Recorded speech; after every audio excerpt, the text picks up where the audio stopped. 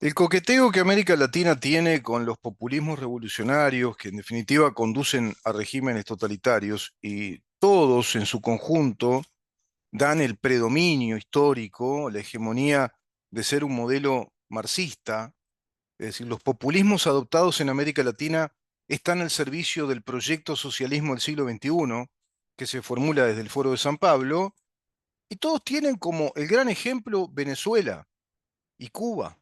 Es Venezuela y Cuba y todos van hacia el mismo modelo. En Chile se pretendió también eliminar la capitalización de los ahorros a través de una constituyente.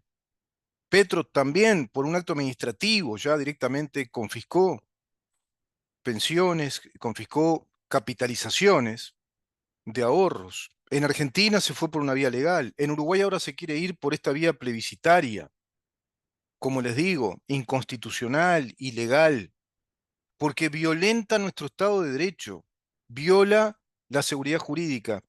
La gran pregunta es, ¿un país puede ser sustentable de esa manera? ¿Ustedes se imaginan si esto se hubiera discutido hace 40, 50 años o hace 70 años? Si Uruguay hubiera discutido la seguridad jurídica de sus institutos legales, si hubiera discutido introducir en la Constitución de la República modificaciones que alteren la seguridad jurídica de un régimen de la seguridad social, de un régimen civil, de un régimen comercial. ¿Se imaginan si se llega a dar en el Uruguay, por ejemplo, que se discuta introducir por reforma constitucional la eliminación del poder legislativo, por ejemplo? Gran pregunta, ¿se puede hacer? ¿Es admisible que pueda irse a un plebiscito de reforma, por ejemplo, que desconozca los principios constitutivos de nuestro Estado de Derecho de acuerdo a cómo la Constitución organiza al Estado de Derecho? ¿Qué pasó con aquellos constituyentes que plantearon esa reforma que flexibilizó a la Constitución y la convirtió en un régimen flexible de reformas? Evidentemente, ahí también hay un debe enorme a debatir. ¿Podemos tener una Constitución que admita la reforma total de la misma por vía plebiscitaria? Es decir, que contemplando un régimen de mayorías, simplemente un régimen formal, vacío de mayorías, que eso es el esquema democrático en la forma. La democracia solo se agota en un régimen de mayorías y minorías y que esas mayorías coyunturalmente convencidas o inducidas por el sistema político a ciertos cambios puedan operar cambios tan drásticos, tan sustantivos para una nación. Uruguay sería sustentable si tiene esas idas y venidas, esas contradicciones sustanciales respecto a un modelo de país, porque para un modelo económico requerís también un modelo de Estado, un modelo jurídico. Es decir, la teoría de Estado va de la mano de una teoría económica, un modelo económico también. ¿Podemos plantearnos un país sustentable que vaya de la mano de este tipo de propuestas plebiscitarias que planteen la confiscación de derechos adquiridos de propiedad privada, cuando la Constitución nos dice que el derecho de propiedad privada es inviolable, artículo 32? ¿Se puede hacer de esto un país sustentable? ¿Qué garantías le da al mercado, a los inversores, a los actores económicos, empresariales, a los actores laborales? ¿Qué razón de ser le da a los sindicatos? Y en este caso una central sindical que lo que plantea es eliminar miles y miles de fuentes de trabajo, contradiciendo al orden jurídico uruguayo porque pretende eliminar derechos adquiridos de propiedad de 1.600.000 trabajadores uruguayos. ¿Qué representatividad tiene este PCNT que está planteando la violación grosera de los derechos de propiedad adquiridos a través de muchos años de esfuerzo? Todo esto nos debemos como debate. Uruguay se debe un debate serio en estos temas. ¿Puede ser sustentable Uruguay con una central sindical de estas características? ¿Podemos seguir planteándonos un país sustentable con una central sindical del Partido Comunista que tenga la única representatividad para con nuestros gobiernos y que en el marco jurídico de una ley de convenios colectivos sea la organización interlocutora viable con un marco jurídico de legitimidad, entre comillas? ¿Esa ley es constitucional? ¿Admite nuestro modelo constitucional y como modelo de Estado de Derecho que existan corporaciones sindicales con el gobierno convertido en corporación, negociando bilateralmente de modo corporativo? Y en el ámbito privado, la corporación, sindicatos únicos dentro del PCNT con cámaras empresariales y a su vez también el gobierno, ¿admiten al modelo de la libre negociación, la libre disposición de la voluntad de las partes, la autonomía de la voluntad de las partes como régimen general de los contratos y las negociaciones, en nuestro régimen general, en materia civil, comercial, laboral? Todo eso nos debemos como discusión. No está esto planteado como discusión país. ¿Podemos seguir siendo un país sustentable con este tipo de maniobras políticas simulando ser sindicatos, pero en verdad desarrollando fortísimas actividades proselitistas e ideológicas, directamente en este caso contra el modelo capitalista y financiero de la formación de capitales para invertir en fuentes de trabajo, invadiendo la libertad de emprendimiento, la libertad profesional, la libertad empresarial, la libertad industrial, y violando la propiedad privada y los derechos adquiridos de propiedad privada por constitución, según este plebiscito? ¿Podemos seguir siendo un país sustentable de esta manera? Coqueteando así con fuerzas totalitarias es muy difícil, porque convierte a nuestro país en una sociedad también esquizofrénica, tan esquizofrénica como la constitución que pretenden lograr, y que va a perder valor constitucional, porque pierde organicidad, pierde contextura, pierde coherencia. Y el derecho es una ciencia lógica de principios que estén en armonía, porque es la ciencia de la organicidad de las normas que nos dan las reglas del juego. Si modificás las reglas del juego, modificás la naturaleza de nuestro Estado. Y eso está planteado desde una organización sindical, desde una central sindical. ¿Es tarea de una central sindical? ¿Es tarea de sindicatos dedicarse a estos temas? Según los artículos 58 y 59, no. Está terminantemente prohibido que desarrollen cualquier tipo de actividad proselitista. ¿Y qué mecanismo tenemos? ¿Qué antídoto tenemos ante todo esto? Se debe un debate, ¿verdad, Uruguay, en este tema? Y coqueteando con los regímenes totalitarios, podemos llegar a extremos como los que se van dando en Venezuela.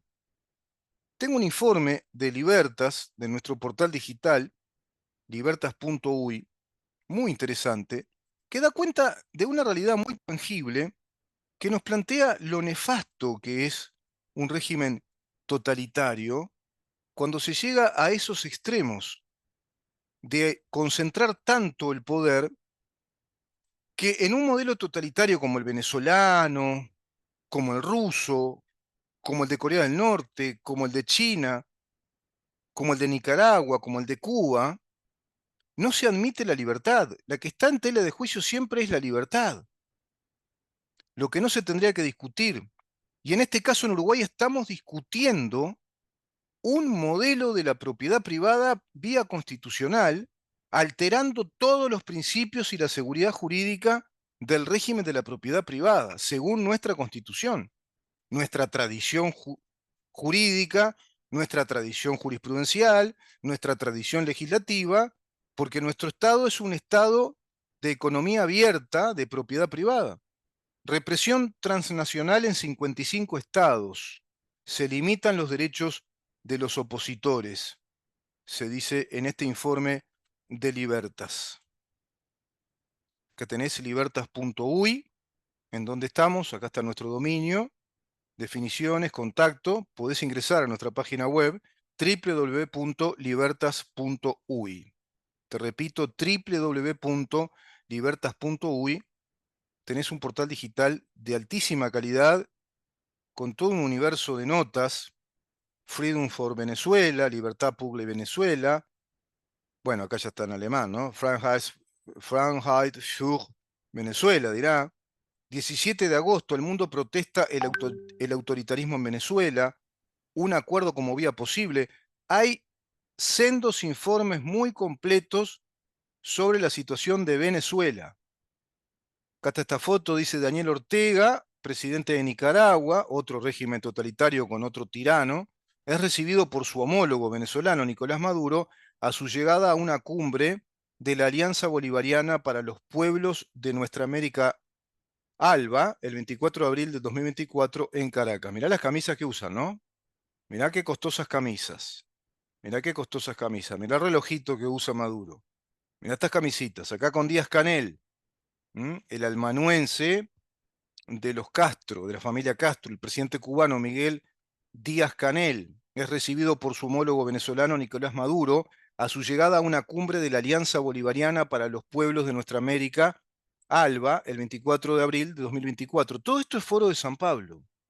Todo esto, las cumbres del ALBA, de la CELAC, las distintas cumbres que van desarrollando. Fíjense que es Venezuela con Cuba, con Nicaragua, Nicaragua con Venezuela y con Cuba.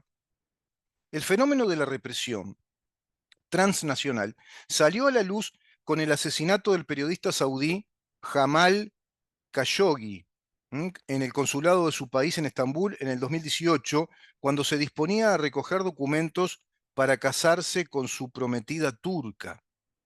En total, 55 estados utilizan al menos uno de estos cuatro tipos de restricción a la libertad de movimiento de sus ciudadanos, según el informe, que se basó en entrevistas a 31 personas de Arabia Saudita, Bielorrusia, India, Nicaragua y Ruanda. Todos países que integrarían los BRICS. Esta es la alineación que pretende hacer el Frente Amplio. Estos son los países del BRICS. La India, Ruanda, Nicaragua, Arabia Saudita, Venezuela, Sudáfrica, Brasil, China, compitiéndole al sistema SWIFT de los países de Europa, de Oceanía, Estados Unidos, el mundo libre. Apuntan tanto a disidentes individuales como activistas pro democracia, como los de Hong Kong, exiliados en el Reino Unido y muchos otros en Estados Unidos también. El portal de Epoch Times es un portal nacido en Hong Kong que tuvieron que emigrar, quemaron la redacción e ingresó el gobierno del Partido Comunista Chino a ese periódico que es de perfil liberal, es de una línea liberal muy clásica. Bueno, quemaron todas sus instalaciones, tuvieron que irse de Hong Kong una vez que Hong Kong fue entregada al vencimiento del contrato de arrendamiento de Inglaterra, tema que puso muy enojada a Margaret Thatcher respecto a ese acuerdo que tendría que haber sido otra cosa, ¿no? No un arrendamiento, sino una especie de armisticio o de protectorado inglés que bajo determinadas condiciones le otorgara a los hongkoleños, bueno, la posibilidad de ser un país independiente, pero no. En 2023 el gobierno del mandatario nicaragüense Daniel Ortega despojó de su nacionalidad a 222 opositores, encarcelados poco después de deportarlos a Estados Unidos. Los funcionarios obligaron a cada uno a firmar un formulario en el que consentían la deportación. Es como poner una pistola en la cabeza, ¿no? O firmas o te quedás acá o volvés a la cárcel. Otros 94 nicaragüenses, la mayoría de los cuales vivían en el exilio, perdieron su ciudadanía, sus derechos, sus pasaportes. Estos son los regímenes totalitarios. Acá estamos a un tris con el Frente Amplio. Por eso es, ¿y qué dice Orsi? No sabe hablar. ¿Y qué dice respecto a las AFAPs? ¿Y qué dice respecto a este plebiscito? Y que no le gusta, pero no lo explica, ¿eh? No fundamenta por qué. No sale a viva voz a decir esto no corresponde por esto y por esto y por esto, porque viola derechos adquiridos, porque viola el orden jurídico del Uruguay. No lo escuchás, tampoco a Carolina Cose. No salen a viva voz a hacer una campaña contra el plebiscito. Como para no amedrentar demasiado, para no provocar tanto miedo. No, no estamos de acuerdo. Y se quedan calladitos ahí, no dicen más nada. Igual que Fernando Pereira como presidente del Frente Amplio. Estamos muy de acuerdo, no, no, considero que no, y ya está, y nada más. Pero no estás de acuerdo, ¿por qué? Tenés que explicar por qué no estás de acuerdo. ¿Cuáles son los fundamentos técnicos los fundamentos jurídicos, los fundamentos económicos, financieros, por los cuales no estás de acuerdo con este plebiscito. Y explicarle a la población por qué no estás de acuerdo con este plebiscito del PCNT. Yamandú Orsi, Carolina Cose, Fernando Pereira. No alcanza con decir ahí de modo tímido, no, no estamos muy de acuerdo no. ¿Qué quiere decir eso? Bueno, entonces tenés que salir a explicar por qué no estás de acuerdo. Y no lo hacen, porque es mentira, porque intentan confundir, porque así hacen los populistas, confunden. Solo quieren el poder y después no sabés lo que van a hacer. Son una caja de Pandora.